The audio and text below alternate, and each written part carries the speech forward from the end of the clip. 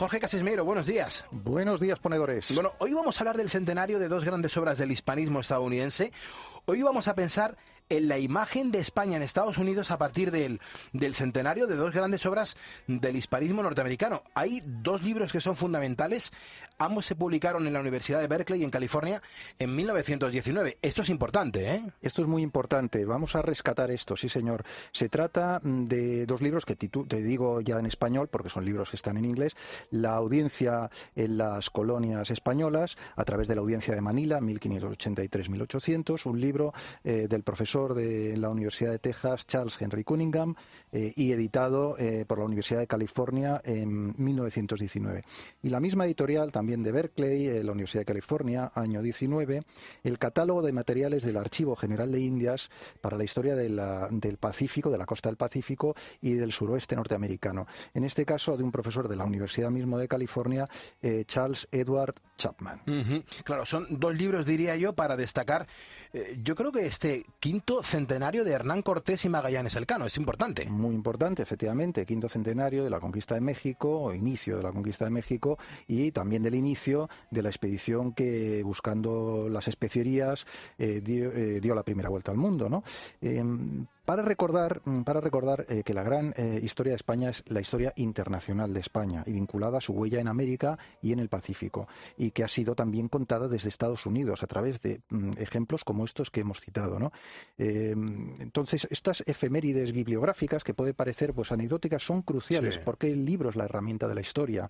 Nosotros tenemos la memoria, digamos, a nivel psicológico inmediato o a través, digamos, de la prensa, pero el libro es la herramienta que configura la historia. Entonces estamos ante grandes obras documentales recopiladas en archivos. Era gente que se venía aquí a Madrid, al archivo de Simancas, al Archivo General de Indias de Sevilla, y que volcaban para el estudioso en lengua inglesa pues todo ese acervo documental que hay en los archivos españoles, que es todavía fascinante, ¿no? Hombre, yo también destacaría, Jorge, que uno lo que hace es recoger los documentos hispano-norteamericanos, y el otro, también muy potente y muy importante, los documentos hispano-filipinos. Pues así es. Cunningham lo que hacía es analizar el sistema de audiencias, una institución judicial que tenía España con capacidad gubernativa, que correspondía a una necesidad administrativa extenderla al imperio, y así lo hizo, ¿no? Porque era un imperio muy controlado, pero al mismo tiempo también descentralizado en gran manera, si no, no se podía comprender. Claro. Entonces, es muy interesante cómo a Cunningham, a Charles Henry Cunningham, le asombra primero la cantidad de documentación que acompañaba cada caso que se abordaba en las audiencias, ¿no?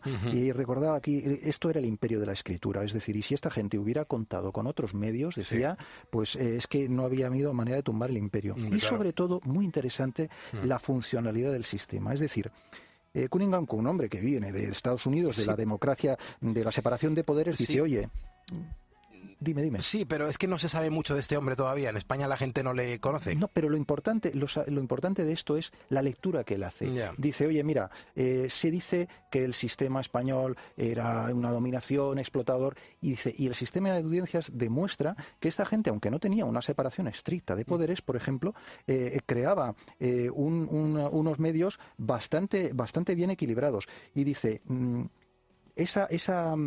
ese mito de que los españoles tenían dificultades o no eran capaces de gobernarse bien y tal, o tenían dificultades ahí, dice, el análisis de la historia y, por ejemplo, del sistema de audiencias desmonta. Los españoles eran grandes organizadores y administradores del imperio. Hombre, pues que esto te lo diga un profesor de la Universidad de Texas en un libro escrito en California tan importante, yo creo que tiene un valor, ¿no? Hombre, claro que lo tiene, sobre todo porque él estuvo en España para su catálogo de Archivo de Indias. Eso también para nuestro país es súper importante.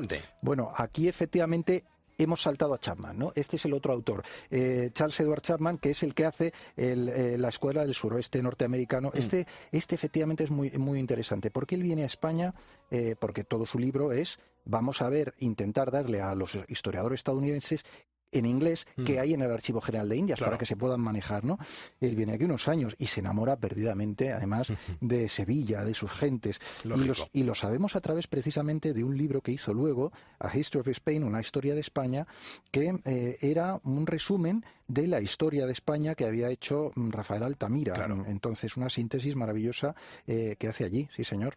Además, estabas comentando que se enamora de Sevilla porque lo cuenta así en esa historia de España. Él lo dice abiertamente. Bueno, lo dice, fíjate si lo dice abiertamente, que lo dice literalmente en la dedicatoria. Qué bonito. Él le dedica el libro, dice, y le dedico este libro a mi hijo, nacido en la ciudad del nombre que lleva. Es que le llamó Sevilla a su hijo. Oh, pues sí que le Por gustó. eso digo, Le dice llegó ahí, al corazón. Fíjate, pero que pone con la E, como si fuera americano, dice, Sí. dice, to my son, Seville Dudley Chapman, born in the city whose name he bears. Qué es bonito. decir, que Chapman tuvo un único hijo, que nació en Sevilla y al que bautizó con el nombre de Sevilla. Y dice, y además este Sevilla, Dudley Chapman, que yo he estado mirando, fue, por cierto, profesor de física en la Universidad de Stanford. Hombre, claro, pues O sea, habrá que mandarle la canción de Miguel Bosé dedicada a Sevilla bueno, también, habrá que ¿no? mandarle unas flores porque Claro. yo creo que ya ha fallecido.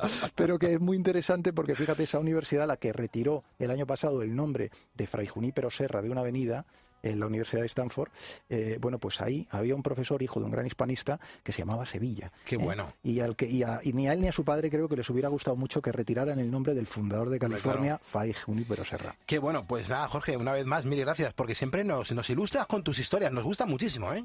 Pues a mí contarlas también, así que nos vemos. Jorge Casimero, otro ponedor de calles que nos ayuda a construir jornada nueva. Gracias, ponedores, por estar en COPE.